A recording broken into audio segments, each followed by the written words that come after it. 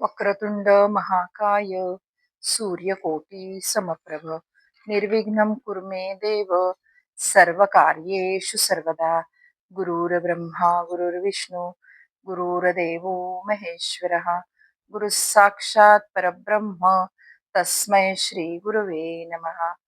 कृष्णाय वासुदेवाय हरये परमात्मने प्रणतक्लेशनाशाय गोविंदाय नमो नमः.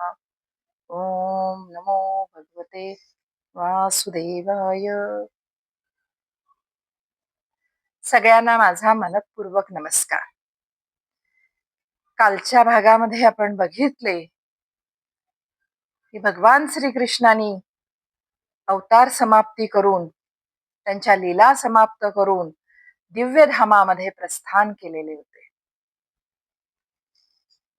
आणि द्वापार युगाचा अंत होऊन द्वापार युग समाप्त होऊन कलियुगाची सुरुवात झालेली होती. कालच्या भागामध्ये आपण हे सगळे बघितलेले होते. आता आजच्या भागामध्ये आपण बघणार आहोत परीक्षित राजाचा अंत समय जवळ आलेला आहे. 7 दिवस संपत येत आहेत आणि त्यानंतर काय होणार आहे हे आता आपण बघणार आहोत.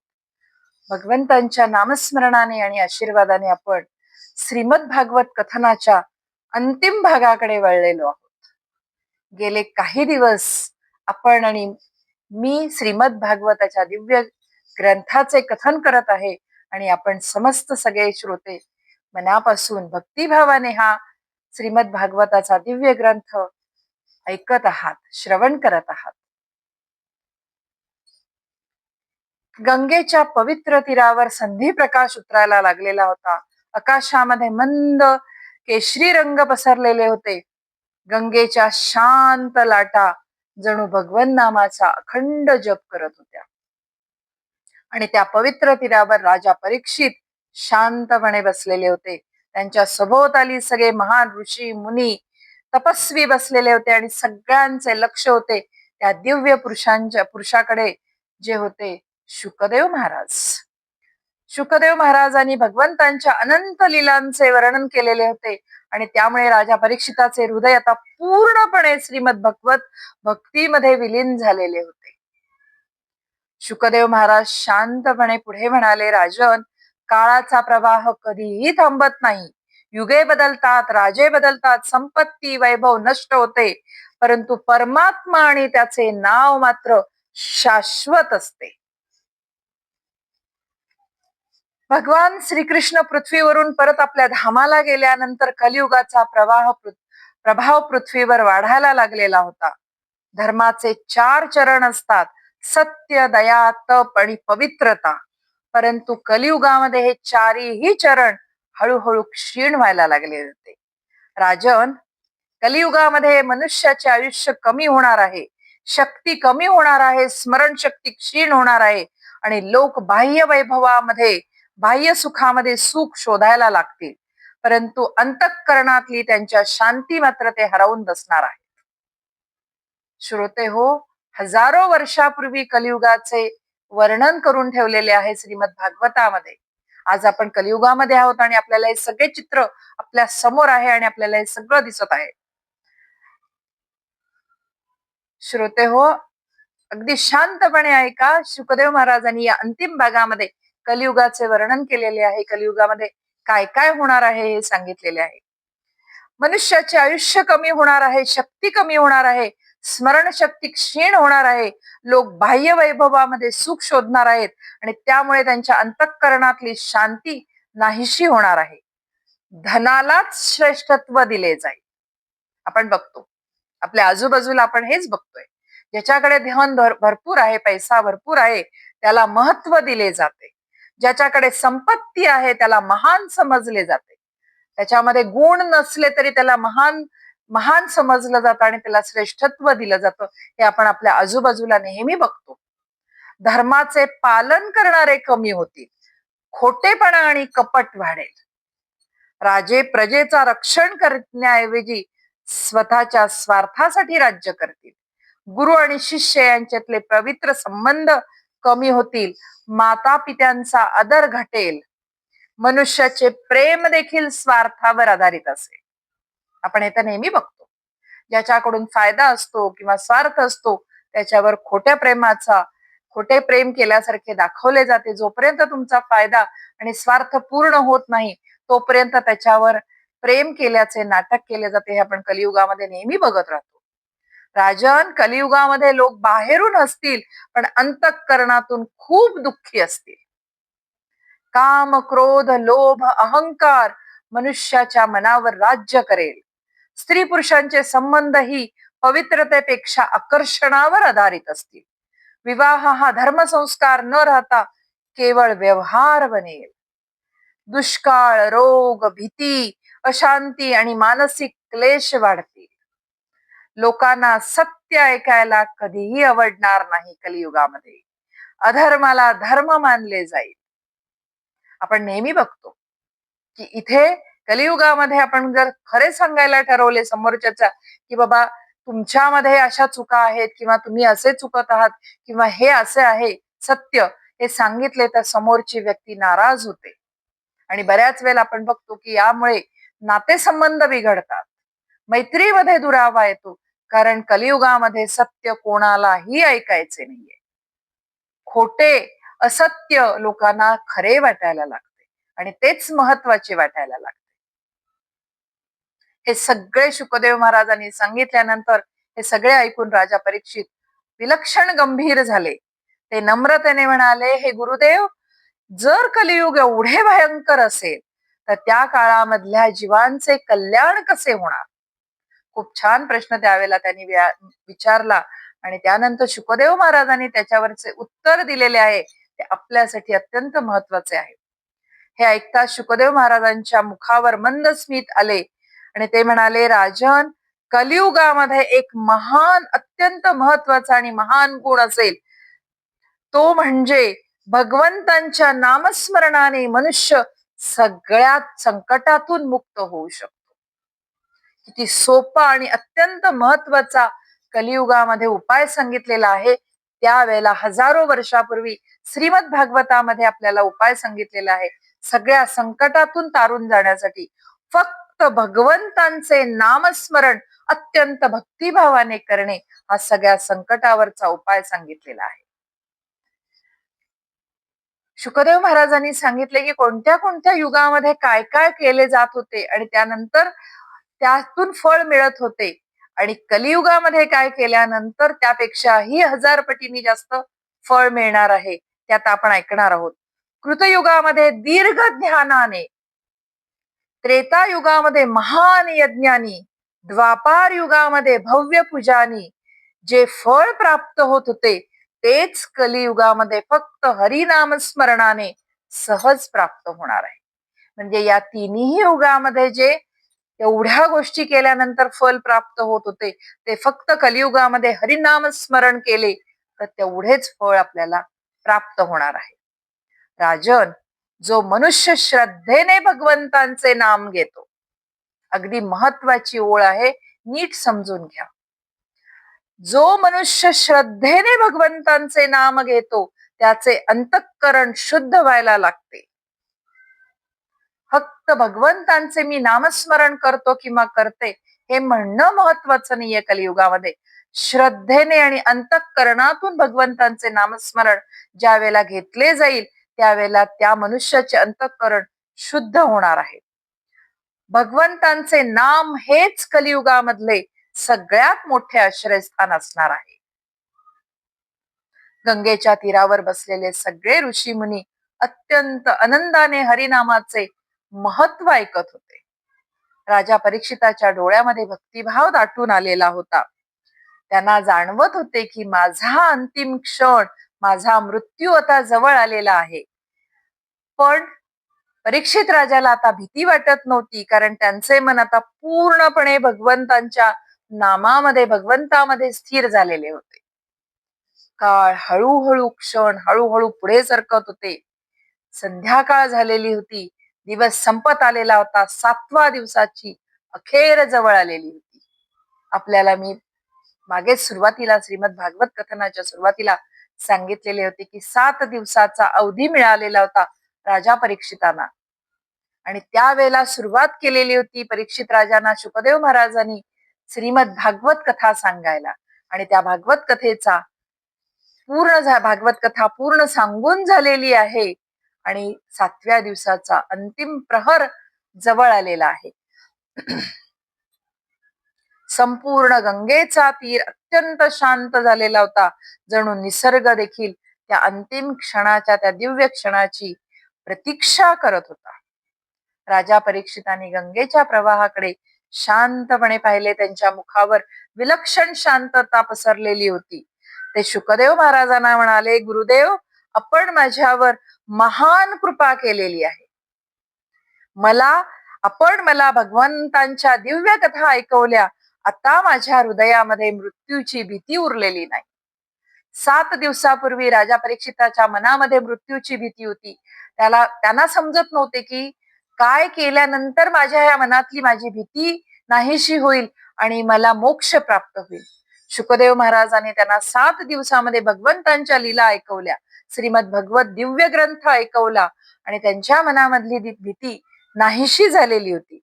शुकदेव महाराज प्रेमाने म्हणाले राजा परीक्षिताला, आता खूप छान ही ओळ आहे, अगदी समजून घेण्यासारखी आहे.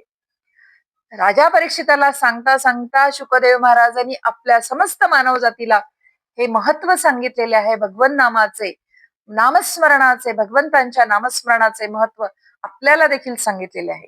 शुकदेव महाराज प्रेमाने राजा परीक्षिताला म्हणाले, राजन, जो मनुष्य अंतिम क्षणी भगवंतांचे स्मरण करतो तो निश्चितच परमगती प्राप्त करतो.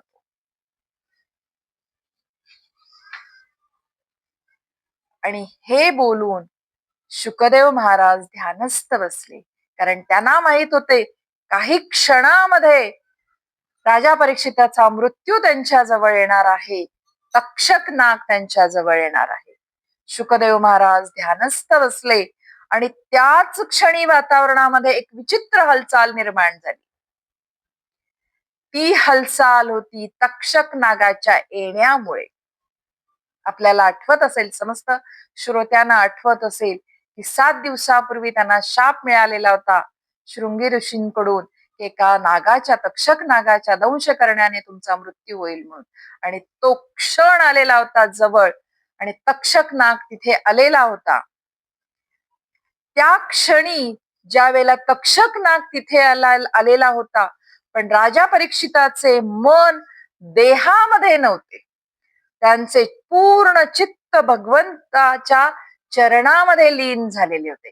भगवान श्रीकृष्णांच्या चरणामध्ये त्यांचे मन लीन झालेले होते. फक्त बाह्य रूपामध्ये त्यांचा देह लोकांना दिसत होता, पण त्यांचा आत्मा पूर्णपणे लीन झालेला होता भगवंतांच्या चरणामध्ये. एका क्षणामध्ये तक्षकाने त्यांना दंश केला आणि त्या क्षणी, ज्या क्षणी तक्षक नागाने त्यांना दंश केला, राजा परीक्षिताचा देह अग्नीप्रमाणे प्रज्वलित झाला. भगवंतांच्या नामस्मरणामध्ये त्यांच्या अंगामध्ये जे नामस्मरणामध्ये तेज निर्माण झालेले होते, त्यामुळे त्यांचा देह अग्नीप्रमाणे प्रज्वलित झाला. सभोवतालचे सगळे लोक ते दृश्य बघून भयचकित झाले, काही दुःखाने रडायला लागले. आणि त्या क्षणी एक अद्भुत घटना घडली. राजा परीक्षिताचे आत्मरूप दिव्य, आत्मा त्यांचा दिव्य प्रकाशाप्रमाणे बाहेर पडला आणि भगवंतांच्या धामाकडे प्रस्थान करायला लागला.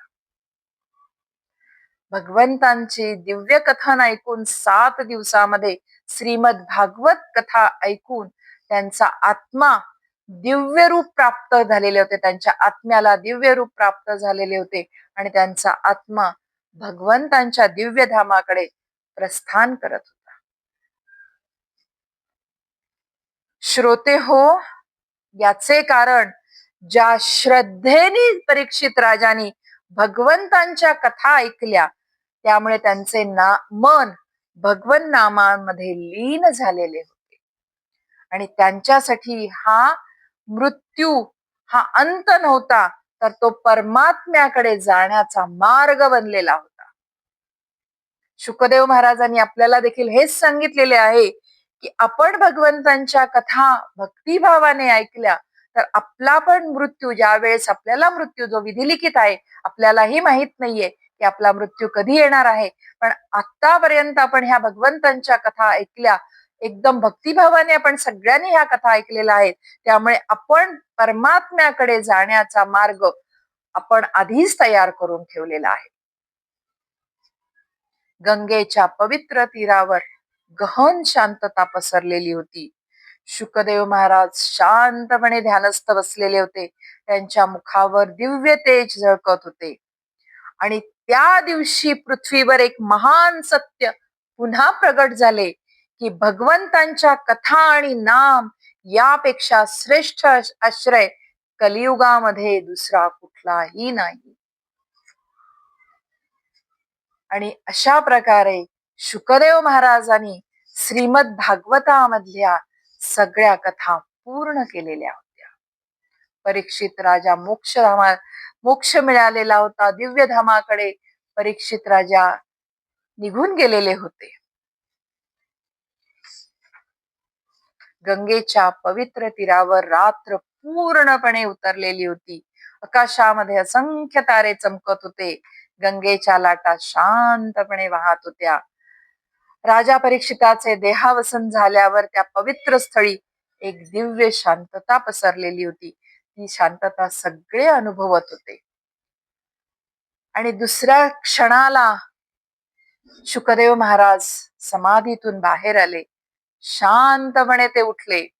त्यांच्या मुखावर अद्भुत तेज झळकत होते. सभोवतालचे सगळे ऋषी मुनी त्यांच्याकडे भक्तिभावाने पाहत होते. आपण फक्त ते दृश्य आपल्या डोळ्यासमोर आणू शकतो. शुकदेव महाराजांनी 7 दिवसामध्ये श्रीमद भागवत कथन केलेले होते. परीक्षित राजांनी ते श्रवण केलेले होते आणि बाकी सगळ्यांनी ते पण श्रवण केलेले होते. आणि परीक्षित राजांना मोक्ष प्राप्त झाल्यानंतर शुकदेव महाराज शांतपणे उठले.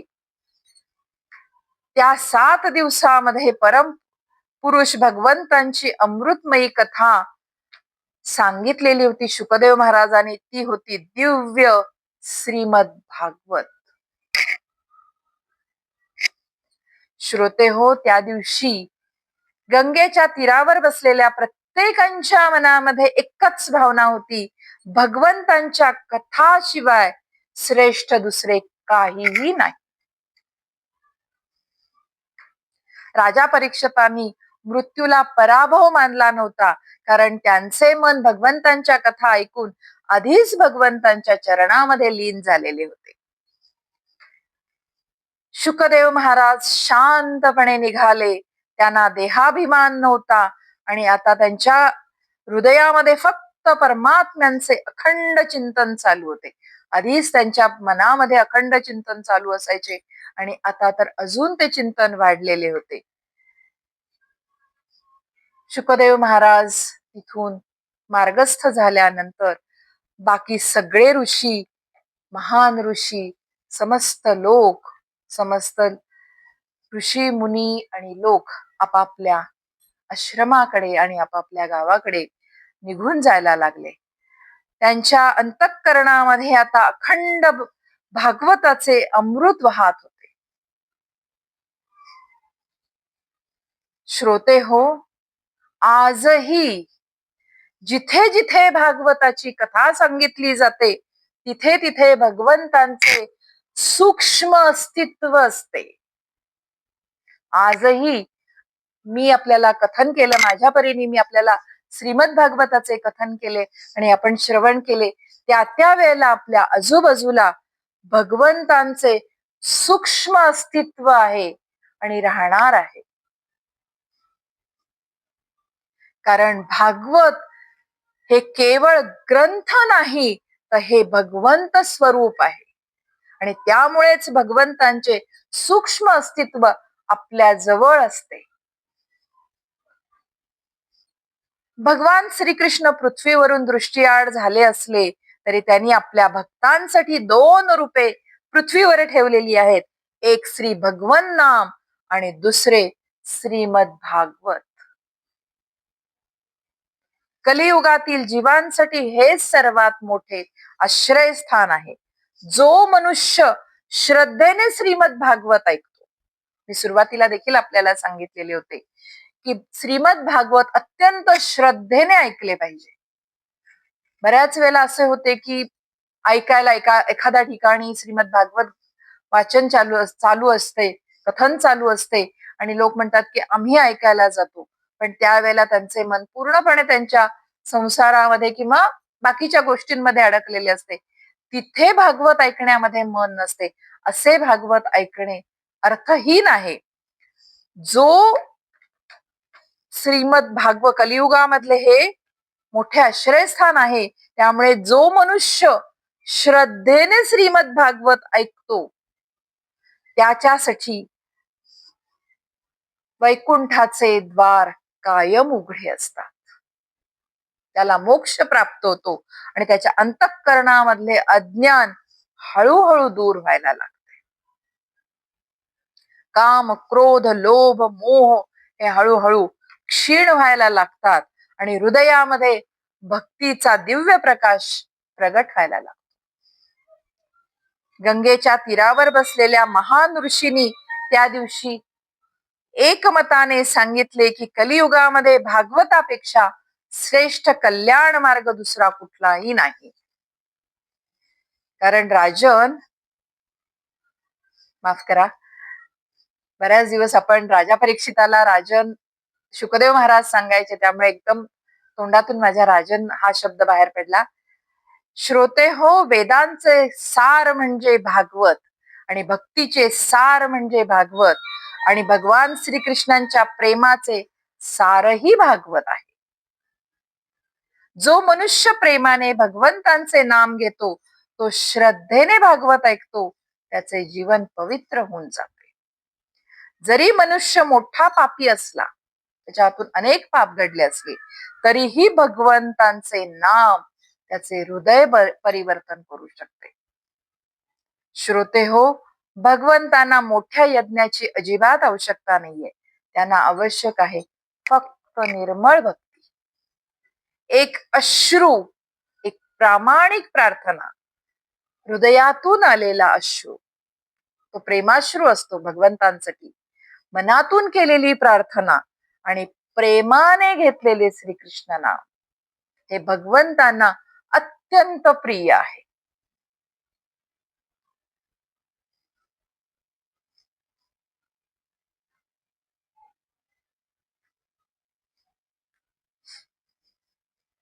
काळ पुढे सरकत राहील, युगे बदलतील, राज्ये नष्ट होतील, मानव जातीचे स्वरूप बदलते जाईल, पण भगवंतांचे नाम आणि श्रीमद भागवत कथा सदैव जिवंत राहील.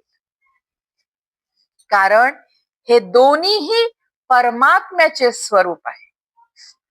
भगवंतांचे नाम आणि श्रीमद भागवत कथा हे भगवंतांचे दिव्य स्वरूप आहे.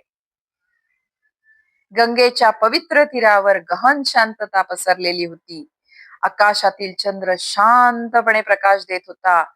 गंगेच्या लाटा मंद स्वरामध्ये वाहत होता आणि त्या दिव्य वातावरणामध्ये जिथे श्रीमद भागवत कथा सांगितली गेलेली होती, 7 दिवस श्रीमद भागवत कथेचं दिव्य वाचन जिथे झालेले होते, श्रवण झालेले होते, तिथे जणू एकच संदेश घुमत होता.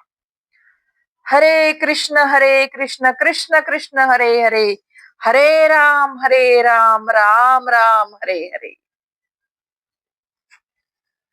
अशा प्रकारे भगवंतांच्या अनंत लीलांचे अमृत स्वरूप श्रीमद भागवत पृथ्वीवर प्रगट झालेले होते.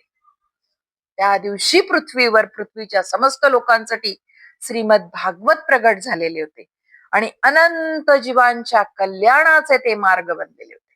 फक्त राजा परीक्षितालाच नव्हते त्याच्यातून मोक्ष मिळालेला, राजा परीक्षितालाच मोक्षाचे द्वार उघडून दिलेले नव्हते, तर समस्त मानव जातीसाठी म्हणून देखील त्या दिवशी श्रीमद भागवत पृथ्वीवर आलेले होते.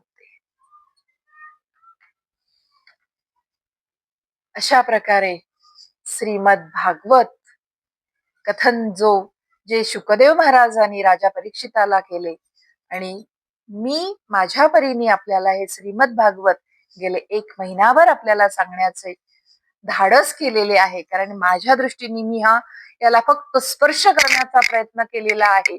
कारण हे वाचन करणे, कथन करणे हे खरंच खूप अवघड गोष्ट आहे. भगवंतांच्या आशीर्वादाने आणि आज्ञेने मी त्याला फक्त स्पर्श करण्याचा प्रयत्न केलेला आहे. हे श्रीमद भागवत सांगत असताना माझ्याकडून अजाणतेपणी काही चुका झालेल्या असतील तर ह्या मी भगवंतांना सांगत आहे की आम्हाला माफ करा.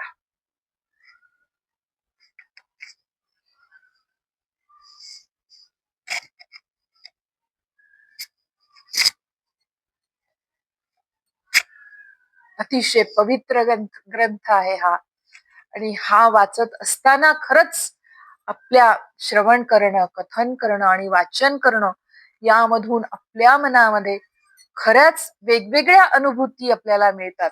मला गेले महिनाभर, मी 2-3 महिन्यापासून याचवर लिहित होते आणि आपल्या सगळ्यांना मी याबद्दल सांगण्याचा प्रयत्न करत होते. मला अनेक अनुभूती या काळामध्ये आलेल्या आहेत. बऱ्याच माझ्या मनामधल्या काही ज्या शंका कुशंका होत्या, जशा भगवद्गीता सांगून अर्जुनाच्या मनातल्या श्रीकृष्णाने शंका कुशंका दूर केलेल्या होत्या, तशा माझ्याही मनामधल्या असंख्य शंका कुशंका ज्या होत्या त्या ह्या वाचन करताना आणि आपल्याला सांगत असताना दूर झालेल्या आहेत. मला असे वाटते की आपण पण ह्या ऐकत असताना आपल्या मनामध्ये ज्या काही अडचणी, अनंत अडचणी, आपण कारण कलियुगामध्ये आपण राहतोय, आपल्याला अनंत अडचणींना तोंड द्यावं लागत आहे. त्या अडचणींवर श्रीमद भागवतांनी आपल्याला उपाय सांगितलेले आहे, मार्गदर्शन केलेले आहे. माझ्या परीने मी श्रीमद भागवताचे कथन करण्याचा प्रयत्न केलेला आहे, निरूपण मी केलेले आहे. सोप्या भाषेमध्ये मी निरूपण केलेले आहे, फार कठीण भाषेमध्ये मी निरूपण केलेले नाही.